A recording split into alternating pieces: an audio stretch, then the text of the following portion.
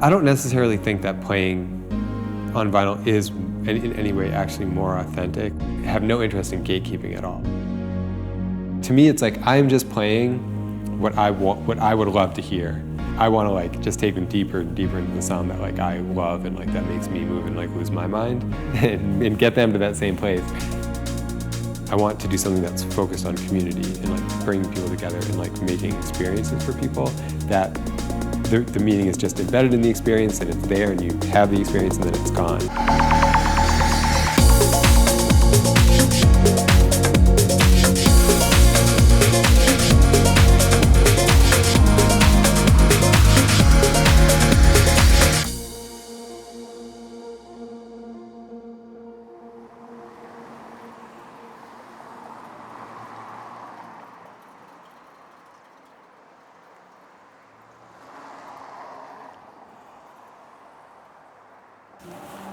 Yeah. Testing, testing. This is Andy talking about my microphone and how it sounds great. Yeah. Okay. My name's Andy Anello. I'm the founder of New Moon Dance Party. It's a radically inclusive dance music event. We do a monthly party called Body, Body, Body at this location on the first Saturday of every month. And then we also do some outdoor events in the summer. My original inspiration for the parties was to have a place to go out and dance that I would feel comfortable and excited to go dance at. But I kind of see the party in the tradition of like, you know, the Loft and Paradise Garage and then on through the years like Be Yourself at Vinyl, Danny Teneglia's party, the Body and Soul parties, that kind of atmosphere and just kind of vibe where it was like the club as sanctuary, as safe place, as like kind of like a reliable place to go and hear like the best sounds, dance with like like-minded people and just like a very, enthusiastic, welcoming, open dance floor. Bay and Neil Matheson are the two other resident DJs for Body, Body, Body and other New Moon parties, along with myself.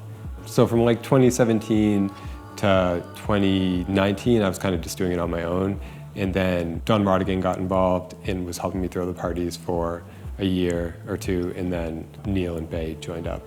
So, and the way we throw our parties, like the residents, they're not just like the people who play music at each event, they're also help volunteer with kind of setting up the parties, running sound, promoting. Sometimes like Neil will do visuals, like they're very involved in like all aspects of like making the party happen. So it's like, I feel like we've been building a culture, a dance music culture here. And then there are some like other DJs in the area who have been throwing parties, like Austin Pereira, Ace on Earth, is a DJ from this area who does great work. Neil's been throwing great parties here, like off and on for a long time.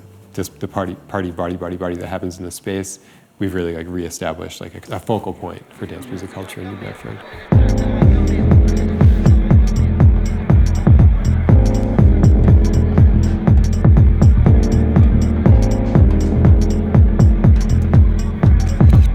From the beginning, looked for kind of non-traditional spaces to throw the parties, whether that's warehouses, storefronts. When the store was going out of business, they let us come in and throw a party there. We had this, a yoga studio owner, Juliet, who is just like a great person in the community who's willing to let us use her studio after hours. That's like a great space because yoga studios are just like, empty floors.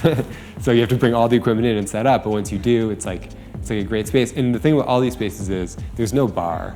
We've always had like a BYO policy. We still will card people to make sure they're 21 if they are planning on drinking.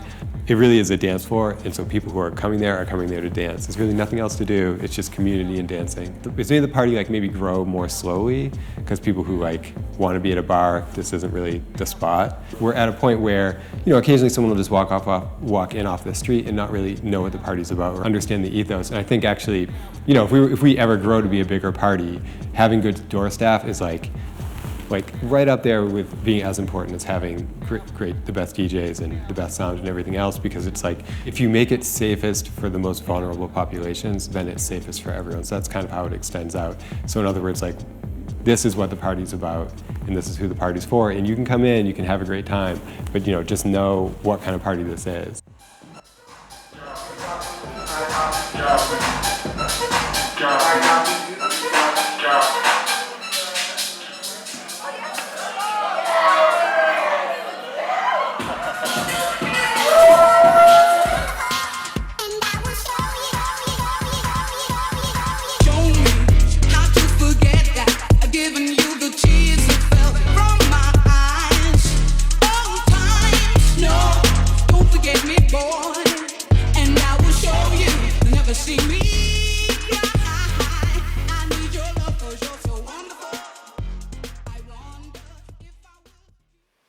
I grew up in Canton, Massachusetts, which is a somewhat mundane, homogenous suburb of Boston. There are just pizza shops and nail salons and not much else is pretty much what's going on in Canton.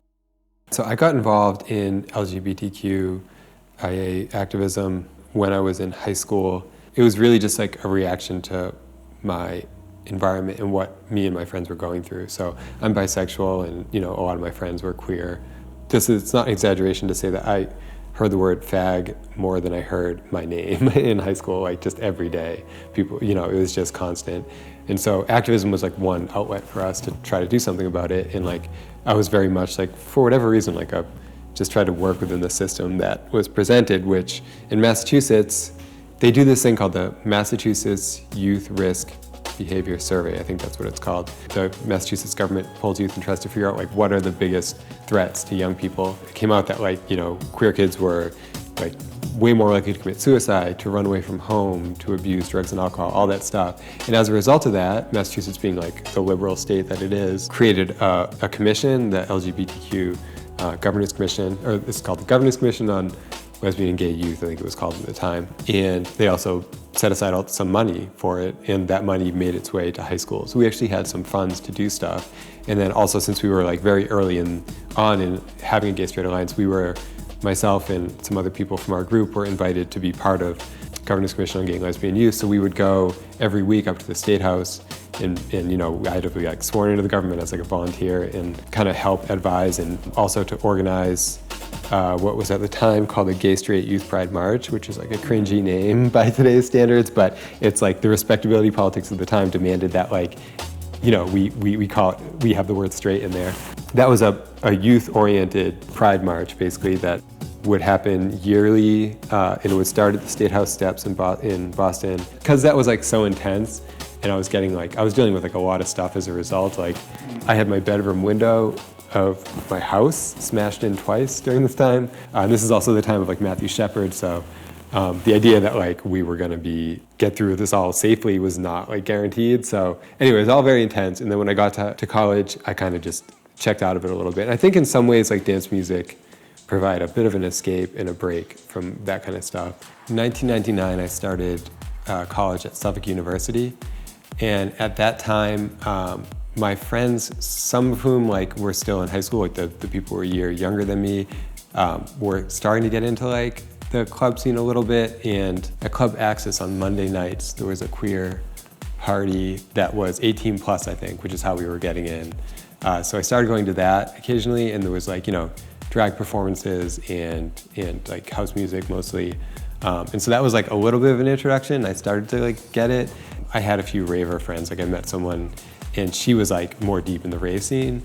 I remember I went out with her and I was just like really sick that night. Like I had like a flu or something, but I still really wanted to go, and I just went and like sat on the couch and was miserable, and like that. So that was like still didn't quite like lock into the vibe of it. And then my friends from high school, they were like, "Oh, we're gonna go to this party. It's on Christmas Day. It's at this club in Portland, Maine." And I'm like, "Why are we going all the way to Portland, Maine?" But whatever, I'll go. And so we took a bus all the way to Portland, Maine. The club was called Metropolis, I think, and the party was called Solutions. And Bad Boy Bill was playing. He was on his House Connection 2 tour. And that was the night where I was like, all right, I got this. This is the jam. And I danced like 6 hours straight. Like, it was crazy. I had a really good time. And like, that was when I was like, okay, I'm gonna keep like getting into this. At the end of that year, I ended up transferring to New York, a school in New York. And like, then I just got really into the club scene. What you want, what you need. What you want, what you need. What you want, what you need. What you want, what you need. Yeah. What you want, what you need. What you want, what you need. I went to the parties not really even knowing anything about the music. Even when I was deep in it, and was really into dancing and would go out, at least a couple times a week and dance for hours and hours. It never would have occurred to me, with some exceptions, to like go and buy the music. Like I was like, you go out and you hear the DJs you like play the music. I had no interest in being a DJ. No, it never even like crossed my mind. When it occurred to me to start DJing is after I'd lived in New Bedford for a while and had the urge to go out. So So I was driving to Providence, and there was a party there it was originally called Selfless, I think, and then it was called Public Access, but put on by a DJ named Nick Hallstrom, who was incredible. He's like a big inspiration for, I think he was doing it right. That was the point at which I was like, well, if I want to do this and like I don't have to drive to Providence, I got to do it myself. So that's what really made me want to start DJing, was more necessity. I first just kind of felt my way into it and did research on YouTube and that kind of stuff just to get the very bare minimum of what I need to do it, which was that DJ app, you know, like the iPhone, iPad app, and started out just at first I just had my computer running that app and was clicking to transition tracks and stuff. It was real bare bones and probably, frankly, very bad. I'm sure everyone started somewhere, and I'm sure horrible, but good enough to keep people on a dance floor, like a small group. What really got me into the community of DJs, local DJs in the area, was Symposium Records, or Symposium Books. It's a bookstore in downtown Providence on Westminster Street, run by Scott McCullough. He's just old school party goer who used to live in New York as well.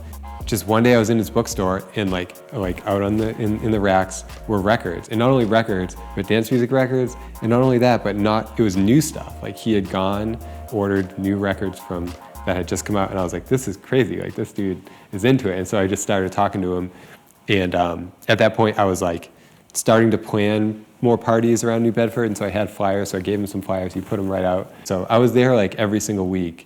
Just like at that point I had just gotten I got one turntable.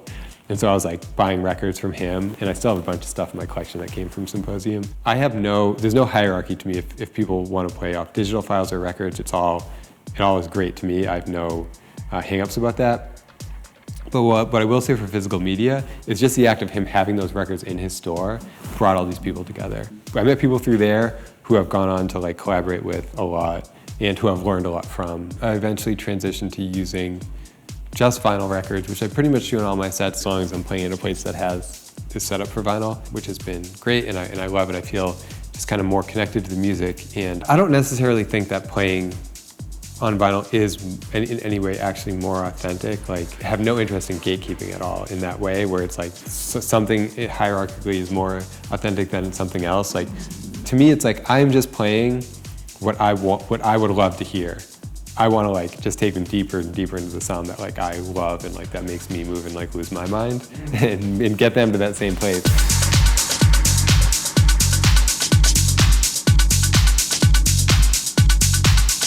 One big impetus for doing the New Moon parties when they first started was right after Trump got elected, right? It was when it's the backdrop of when the parties started, and part of like the name New Moon is like this idea of dark times, but a fresh start. So that's kind of what I was thinking about, was like, how do we start from here? I do get fueled a little bit by, I'm going against the grain a little bit. And that is the thing, like I said, I could have just gone and tried to do this at a bar or whatever, and that's maybe the obvious logical thing to do. And in terms of funding it, like it might have been more of the obvious way to do it. Like I just spent a month writing grants, you know? That's how the parties are funded.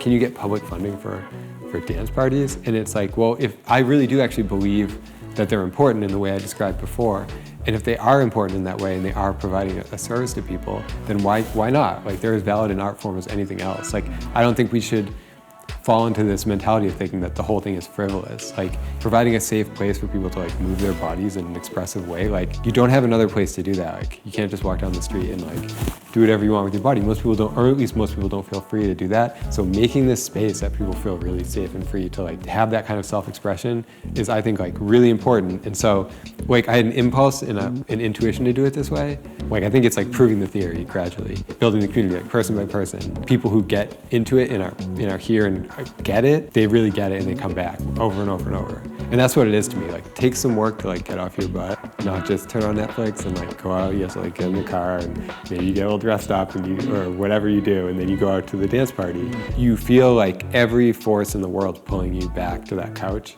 up until the moment that you're on the dance floor with the other people. So I do think that that is still what the parties are about.